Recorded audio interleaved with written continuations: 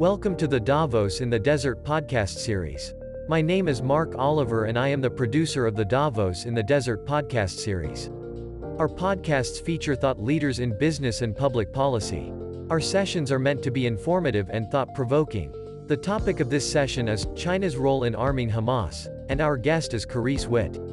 Ms. Witt is the founder and executive director of Signal Group, Sino-Israel Global Network in Academic Leadership, an Israeli policy and organization that specializes on China-Israel and China-Middle East affairs.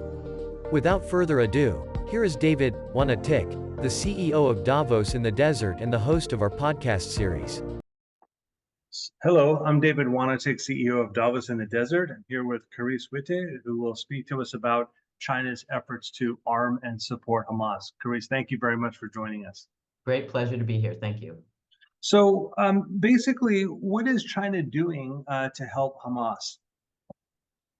First, I think we need to understand that the help is inadvertent per se, meaning China's goal is not to help Hamas. It doesn't have an intent to actually support anything Hamas does.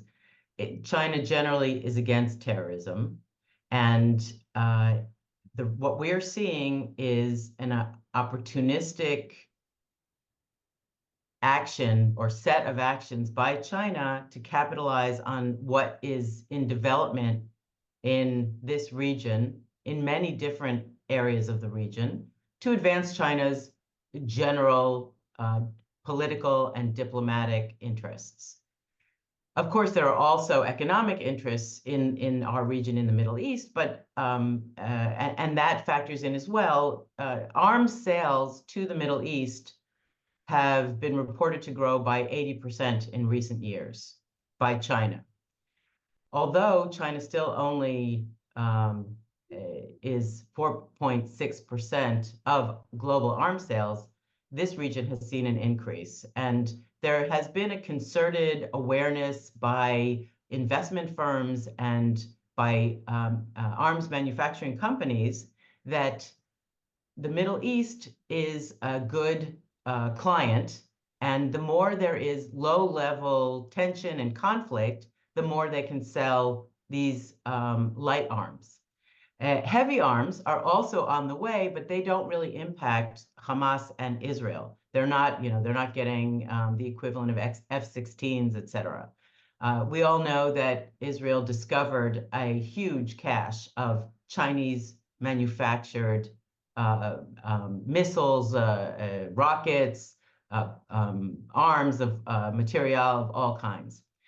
And it is enough and of similar caliber and quality that it looks like it's an official sale, like it's an on-order purchase.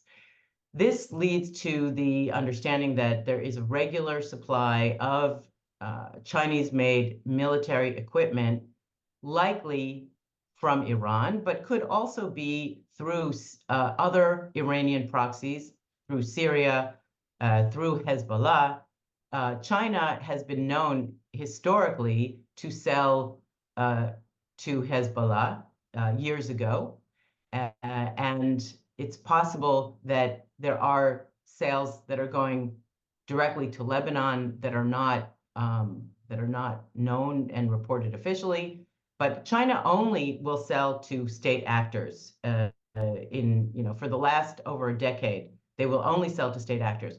Prior to Xi Jinping's rise to the leadership in China, for example, during the Second Lebanon War, there was a huge amount of corruption in China, which is why he's been running this anti-corruption campaign very consistently for the past 12 years.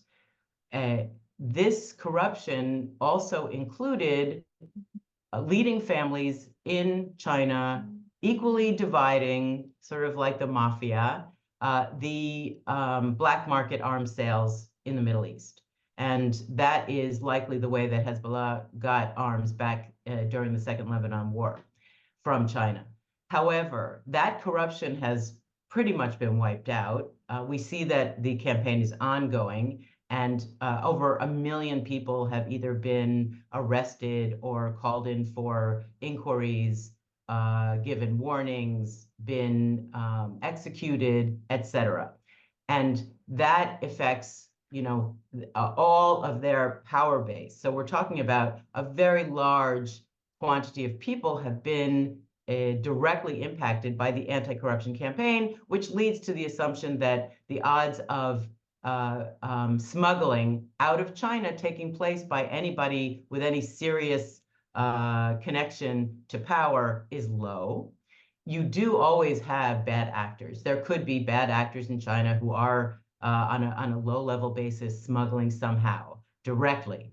But the odds are the sales are going legally to state actors and then being smuggled into Gaza and to Hamas via Sinai, via Egypt.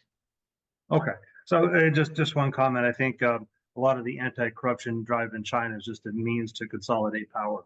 Right? It's easy to get rid of somebody by saying he's corrupt. And then, so basically, you're saying that your understanding is that the Chinese government is not directly selling arms to Hamas. The Chinese arms are coming into Hamas to Gaza indirectly through Syria or Iraq or Iran. Is that or Lebanon? Exactly. Okay. Exactly. And I also need to stress that while there is always the opportunity to capitalize on an anti-corruption campaign to consolidate power, there is real, or there has been, or was very real, serious corruption that has been cleaned up in many different ways. I agree that President Xi Jinping's aim has definitely been to position himself as the center of power.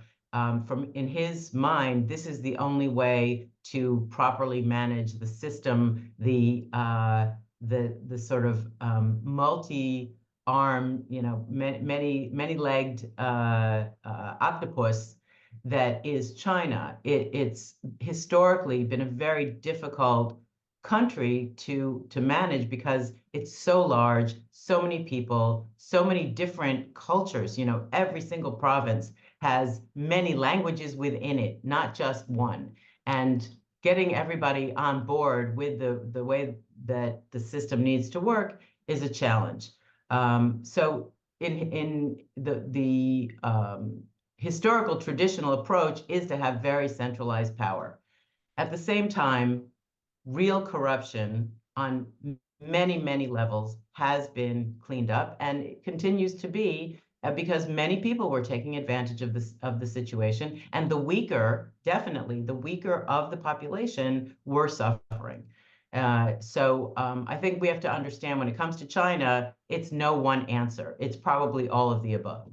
So as far as the arms that are going from China indirectly into Gaza, do you think it's a intentional effort for China to orchestrate that, having a political mission to get arms into Gaza, or is it just a matter of happenstance, or is it just a matter of business? Somebody in Syria or Lebanon makes their money by reselling arms. From China's perspective, the arms factor in the Hamas-Israel war is not an intended goal. This aspect of their participation, if you can say that, is inadvertent. China is taking action on an official geopolitical level that is anti-Israel.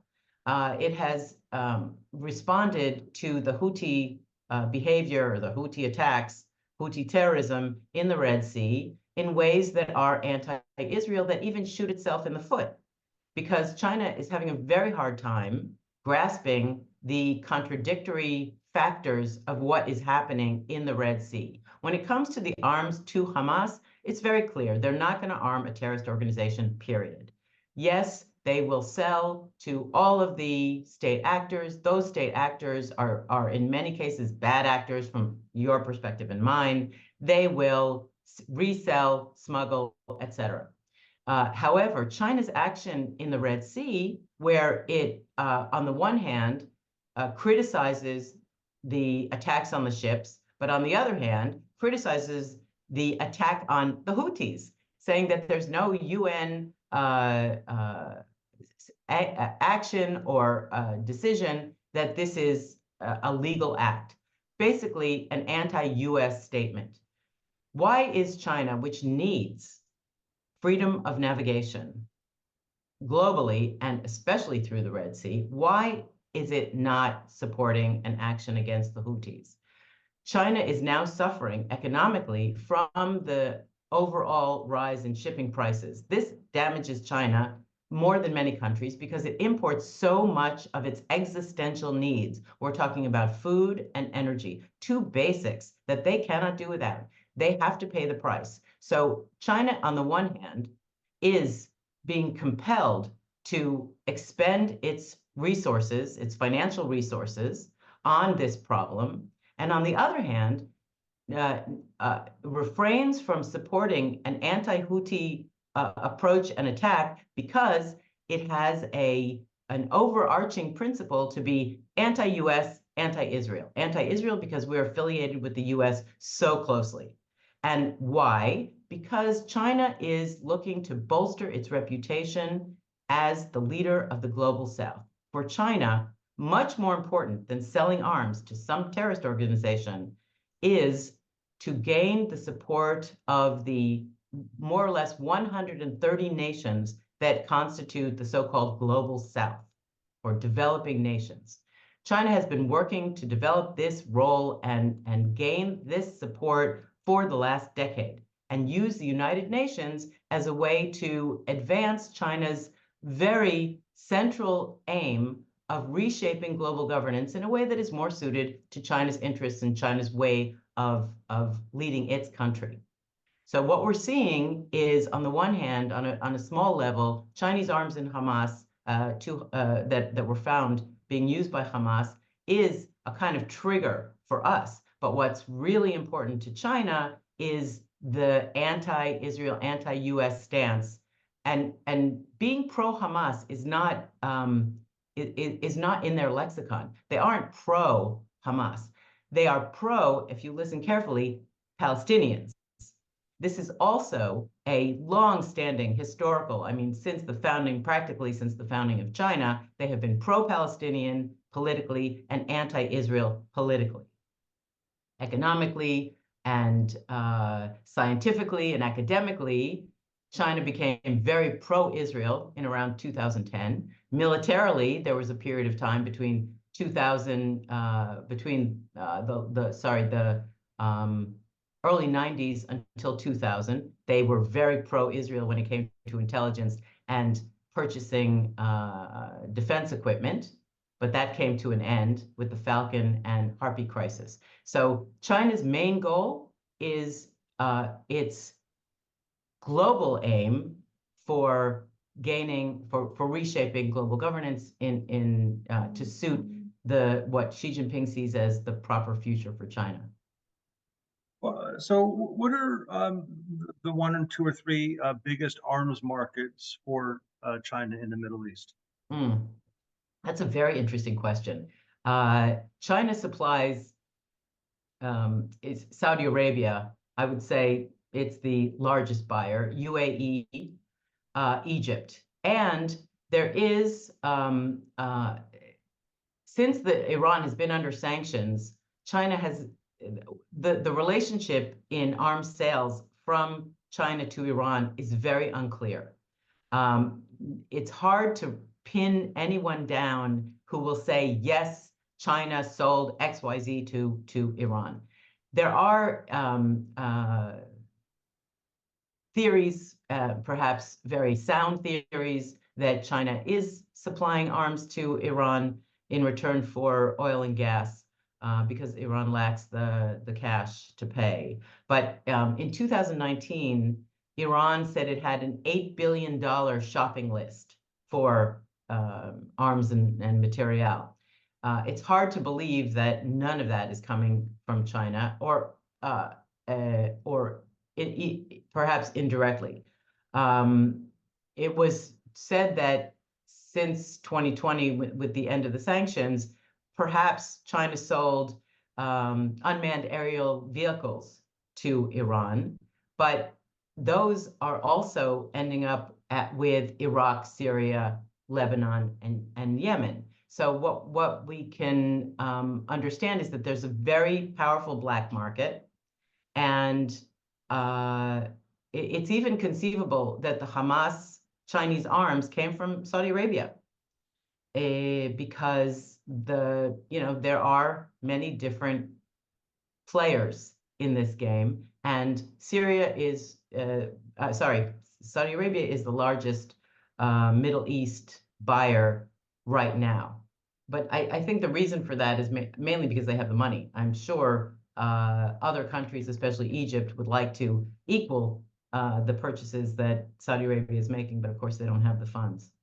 So I believe you said that China doesn't overtly support terrorist organizations like Hamas. So that would mean there's no Chinese military advisors in Gaza.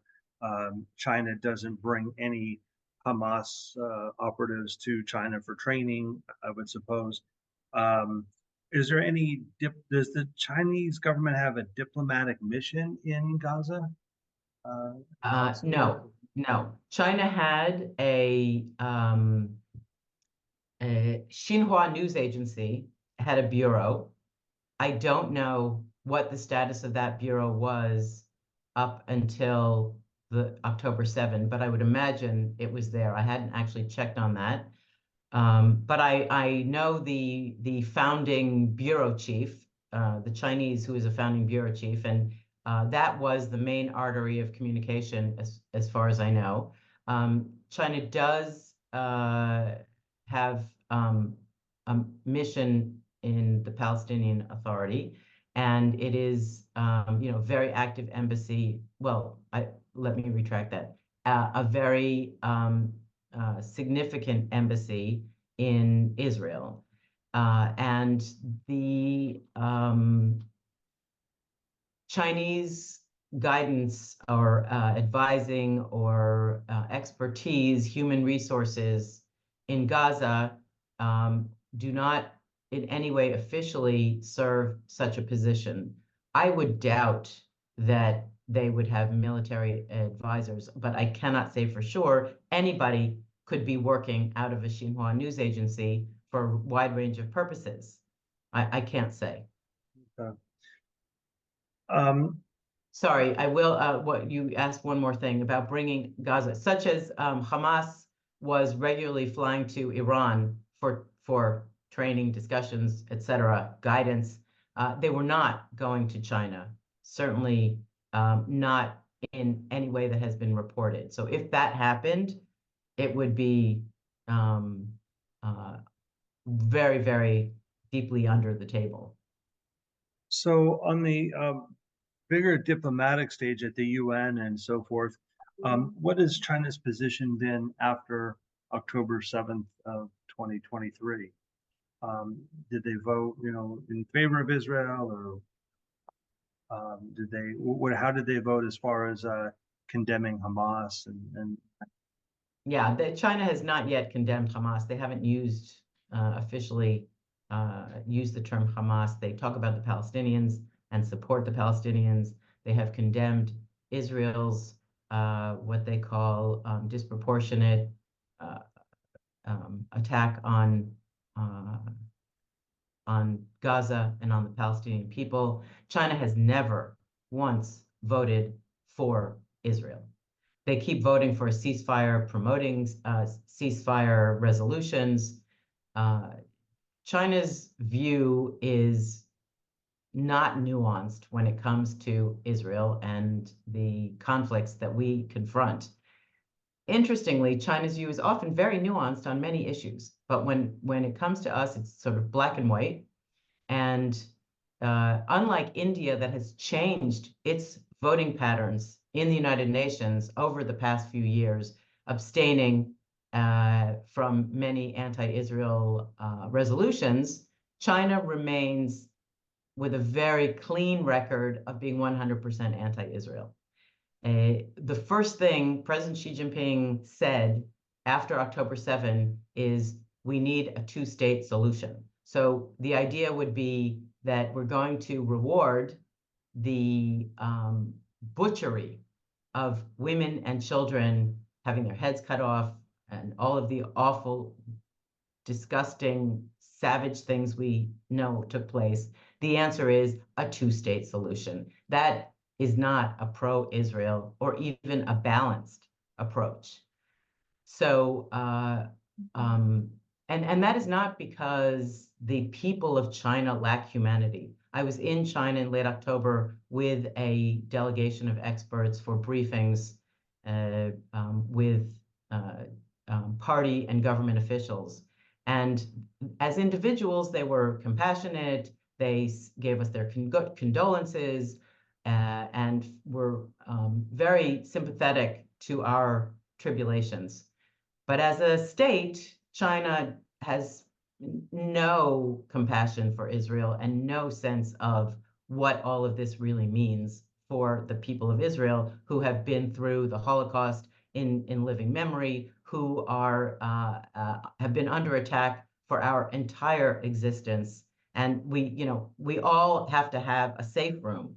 It's a law that in my house, I have a reinforced safe room because we have to be ready for these kinds of attacks. What we did not know we had to be ready for were locks on our safe rooms because terrorists like Hamas would come in, open the door, and shoot us or burn us alive or whatever.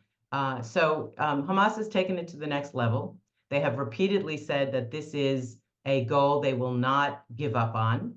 And China continues to say that Israel is, quote unquote, the bad guy. So there's a lot of cognitive dissonance coming from China, and it does create, greater tensions between Israel and China. However, we will not cut ties with China, but we must rethink how we approach China, its interests in Israel, and in the region overall. Yeah, at least before the pandemic, I think there was a lot of respect that the Chinese had for Israel. There was almost a joke that all the entrepreneurs and so forth in Israel somehow Chinese thought the Israeli population, this was maybe 10 years ago, was 60 million when it was 6 million, and they were just in shock that Israel did so much with 60 million. And then when they heard population was only about 6 million 10 or 15 years ago, then they just couldn't comprehend it. So, but there were a lot of collaboration. There's VC funds that invest only in Israel and China. There's a good bit of collaboration.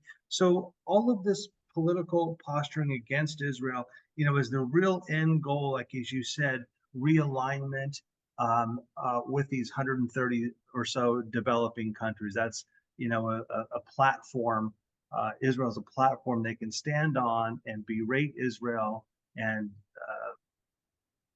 take sympathy with the Palestinians in order to curry favor with all of these developing countries. Correct. So all of your statements are accurate. Yes, the Chinese still have respect. For the same reasons. There's a lot of respect for the Israelis, but they're not expressing it because it's clear that the leadership is on an anti-Israel tirade right now. And when the leadership decides that it wants to be more pro-Israel, then you'll see a lot of this online anti-Semitism disappear. So it's very leader-led. And yes, the core goal is basically to have control of the direction of the world's decisions via the UN, via playing the numbers game. Then you have a lot of sub-interests. For example, the Chinese economy is sputtering. It has not at all recovered since COVID, mainly due to policy decisions and changes and U-turns that were taken in 2021, and some of them for very good reason, but quite serious effect on the economy. We know about the real estate, we know about the after-school education, we know about the internet platform, all of them, all of their power being reduced, all of their revenues being reduced. So the stock market in China is not doing well, and that makes a country like Saudi Arabia extremely valuable, much more valuable than it was a few years ago, because of its financial resources as an investment source, and it is investing billions into China.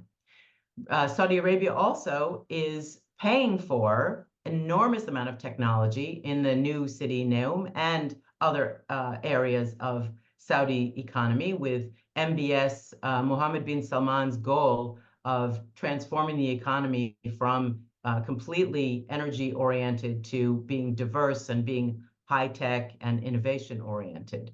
Now, this last one meant that Saudi Arabia, this transformation of the economy, Saudi Arabia was actively seeking normalization with Israel. And even in spite of this, the whole conflagration that we've just been discussing, Saudi Arabia still is interested in normalization. It has never stopped saying normalization is on the table. Even as the people of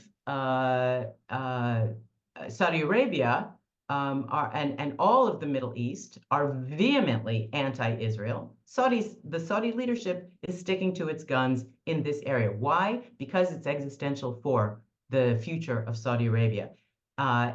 This attack by Hamas was timed, in my opinion, and that of other experts, was timed to foil that normalization, just as Saudi Arabia committed $20 billion to IMEC, the India Middle East corridor, which would see energy from Saudi Arabia moved up into Europe, which would help Europe remove its dependency on Russia, and would advance the economy of the entire Middle East region. It was, a real game changer. And Saudi put that $20 billion commitment on the table before normalization. This was serious. Iran likely was conferring with Hamas and discussing when would be the right moment to make an attack that would distract everyone and remove normalization from the table. That is likely why the date was October 7. I mean, they wanted to also use our holiday, Simchat Torah, the day that we're all happy and we're with our families and we're in synagogue, like they did 50 years ago. So the timing has a lot to do with that progress on normalization. Once we understand that, we can see that Saudi's continued support of the idea of normalization, in spite of everything, it meant that there had to be an escalation here in the region, thus the Houthis. And yet, Saudi still is saying that normalization has potential. What's next? Israel's facing 250,000 internal refugees. Tens and tens of thousands of them are from the north, because Hezbollah has been attacking us almost throughout this entire war, and in the north on our border. And if there is not a political resolution that moves Hezbollah north of the Litani River, so we have some kind of a buffer, our people cannot go home. And the only way that we can go back to living like any kind of a normal country, not that we ever have been allowed to be normal, but the only way we can even hope for a hint of normality, where our people are not refugees living in every single hotel in the center of the country right now for months, kids learning online, people having difficulty getting to their jobs, farms not being worked at all. The price of fruit and vegetable here has gone through the roof. And the only other option, if there's no political solution, is a military solution. And war with Hezbollah is going to be very bad for Israel, and it is going to destroy Iran's most prized proxy, because Israel will not hold back. We will not be able to. The damage will be too heavy for us to hold back. Right. So getting back to the China element, do you see any motivation for the Chinese behavior driven by the Uyghur situation in China? This is indirect. It has been, known for many years now that China works hard to woo Arab and Muslim states, and it has been very successful. When 27 Western countries signed on to a statement condemning China's behavior regarding the Uyghurs, some, 35 Muslim states signed a counter statement supporting China's behavior with the Uyghurs.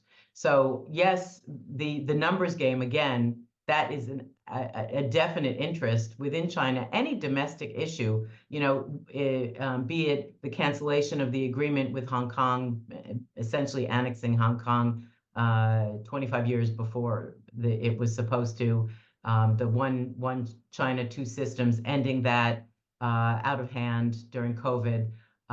These are things that China does not want to suffer interference from any kind of international commentary, UN resolutions, et cetera, et cetera. And in fact, the fact that South Africa took Israel to the International Court of Justice is problematic for China, because they did it on such flimsy evidence.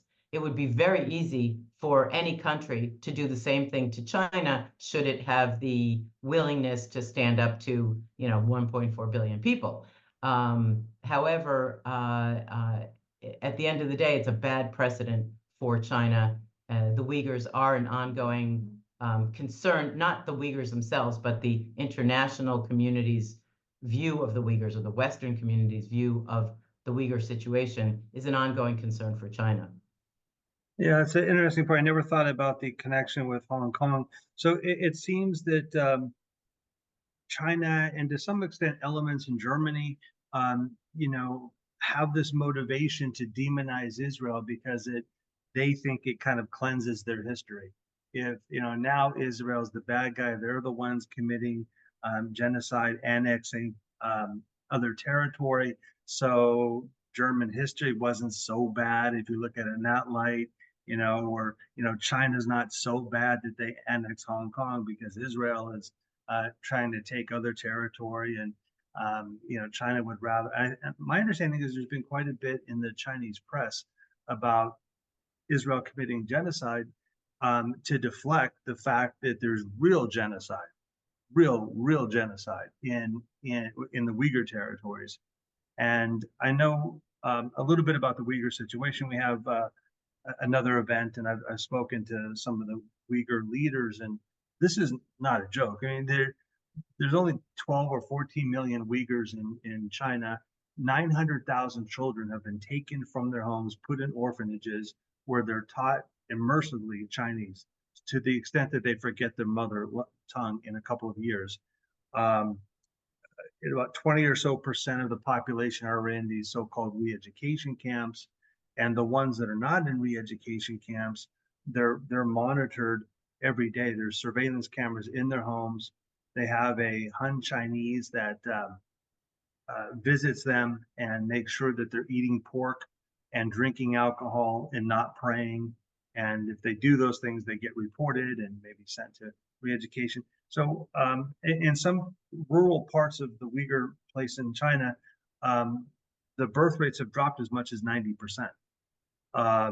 So in 20, 30, 40 years, there may not be any Uyghurs in China. So, it's real genocide in China against the Uyghurs. So, I suppose the more the Chinese can demonize Israel, the more they think they may be cleansing their own behavior. You mentioned Germany. The state of Germany has been the most stalwart supporter of Israel since the October 7 conflict. So Germany is not creating any trouble. It's only showing great support. Of course, there are in every country. We can look at the United States. The United States has more anti-Semitism than all the rest of the world put together. College campuses are more anti-Semitic than all campuses around the world. As the president of the Yale Club of Israel, I have been fighting against this anti-Semitism since the Gaza war, May 2021, with a task force of Yale alumni here in Israel. So I think that we in Israel very much appreciate German support. When it comes to annexing, Israel has annexed nothing. Israel has defended itself and has had to have military presence all over, not only in Israel, but in Judea and Samaria, also known as the West Bank. And once upon a time, we had a buffer in Gaza. That ended, and now we know what the result was of that. That's why when there's a call for a two-state solution, it has to be understood that there needs to be a total and complete re-education of the Palestinian people to understand that they do not get the river to the sea. That is what is in their school books. That is what they're taught from childhood, not only in Gaza, but also virulently in the Palestinian Authority. Those textbooks have been analyzed from the UNESCO protocols of peace and tolerance, and have been analyzed to show that the Palestinian children are raised from kindergarten to believe that the Jews in this region will disappear one way or another, and they will take over the region. They're told that they're retaking it. There never were Palestinians prior to the existence of the State of Israel, at least not as an Arab population. Of course, this area was referred to as Palestine. All the Jews and all the Arabs and all the Copts and anybody who was here was a Palestinian. So we cannot talk about the word annex in the same breath as we speak about Israel. Oh yeah, and just China just a point of clarification. I was just talking about the propaganda, the narrative. The narrative that occupation is the term, that we are occupiers and that we have not provided the Palestinians with the freedoms that they should have. Well, they have not provided us with the freedoms we should have. We should not have to live in fear of terrorist attacks at any time. We should not have to live with safe rooms. We should not have to live with rockets. From 2004, Hamas has been shooting rockets into Israel, with the distance growing over the years as the rockets were more capable. So the children who live in the area of Gaza, the Israeli children on our side of that border, they have lived in underground safe rooms for much of their lives. At 10 times a day, they could have to go into that basement safe room. And that we basically have shell-shocked an entire population of shell-shocked people. So where's our freedom? And does anybody, there is no concern for any of the problems that have been foisted upon us by the violence that seeks to gain all the territory. There's this misconception that the Palestinians want to negotiate and have shared space. We have not yet seen real proof of that. And as a result, we really are fighting for our lives. This is a little bit off the subject, but who built the tunnels? Did foreign engineers go into Gaza and help, or did laborers come from somewhere, Africa or someplace, or was it all local? I'm not a tunnel construction analyst, and I truly cannot give you any expert assessments of that. However, I will tell you that the Palestinians in Gaza were able to travel. They did travel. They are relatively well educated and intelligent and capable, and Gazans and Palestinians in general have worked in Israel in construction We don't have enough laborers, so and they don't run any kind of an economy, so they want to get permits to work here. Many of them have worked in construction. I'm sure that, and I'm only speculating, but it makes absolute sense that people have been sent, engineers have been sent to countries to learn. Whether foreigners have come in and helped, look, you have so many UNRWA employees, and it's very possible that those foreign UNRWA advisors from Europe, from US, who knows, training engineers, but my guess would be that the construction was actually done by the Palestinians. They're, experienced in construction, and the engineering side of it, what they picked up from going abroad, from studying in the universities in Gaza, from advisors who may come, in and out for all kinds of other reasons over the years. Maybe just one or two more questions. Is China making any disproportionate concerted effort to win the hearts and minds of what they call the Palestinians? Do they have more cultural exchanges or university, bring more Palestinians over to Chinese universities, or have more Confucian institutes, or Nope. China has sent delegations over the years, not in the last, I would say a couple years before COVID. I didn't hear about anything, and after maybe 2015, where China sent delegations to visit the Palestinian Authority and see if there were investment opportunities. They brought academics, but I was told nothing came of it. I was told by the Chinese nothing came of it. There is not any of those things, not very little academic, almost no cultural. I don't know of any cultural activities that have ever taken place.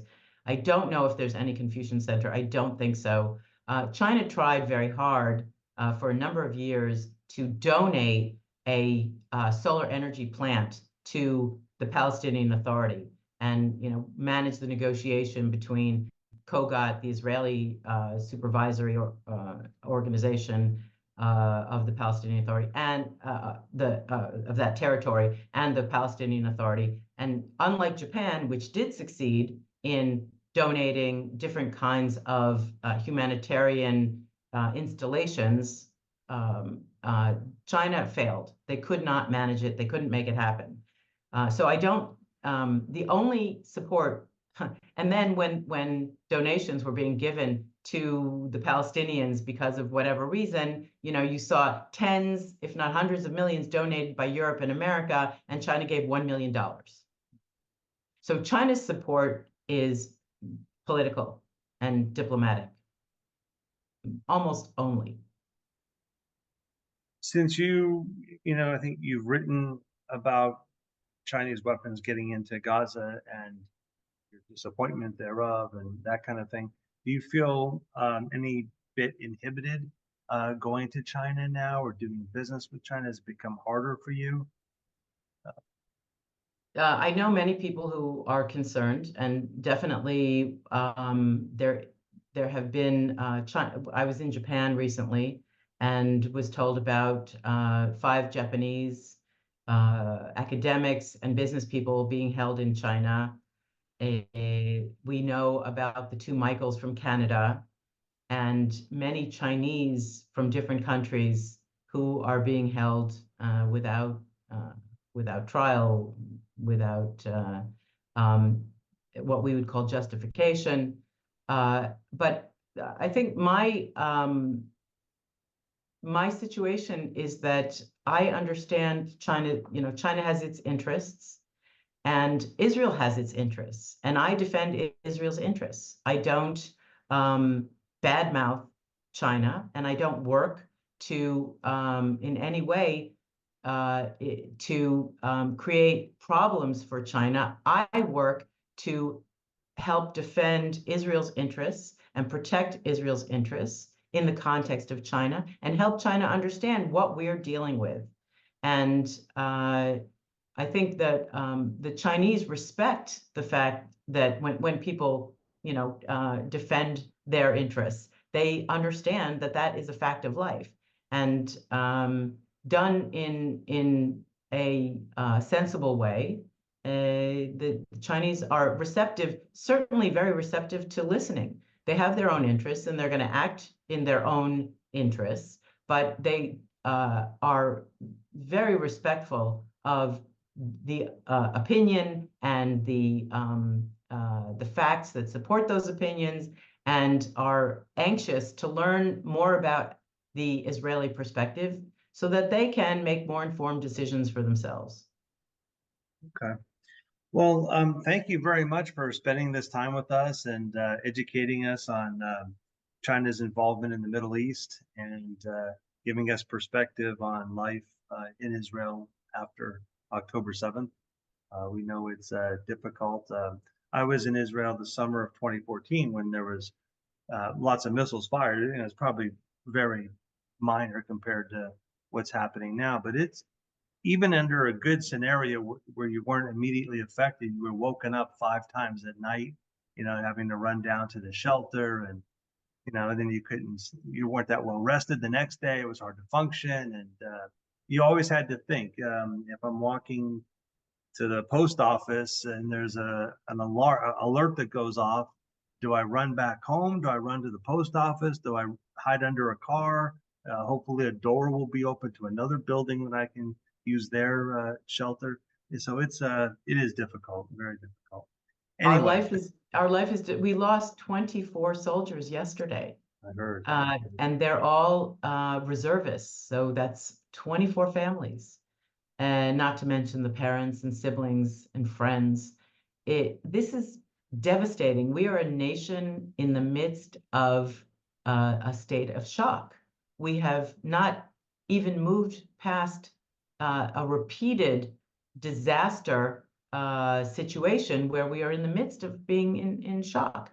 It is we're in trauma. We're not anywhere near the chance to get towards the post-trauma. God only knows what that's going to look like. You're right, and nobody no nation really is appreciating any of this trauma that we're suffering, because they look at the rubble, because the Palestinians are very successful at PR, and they this cynical use of their population in order to generate and exacerbate world opprobrium against Israel is it's horrific, and we do not have a choice. And we've shown the pictures, we've shown the videos, we've shown the proof that they are using children and women and families en masse. The whole entire population of Gaza is their tool.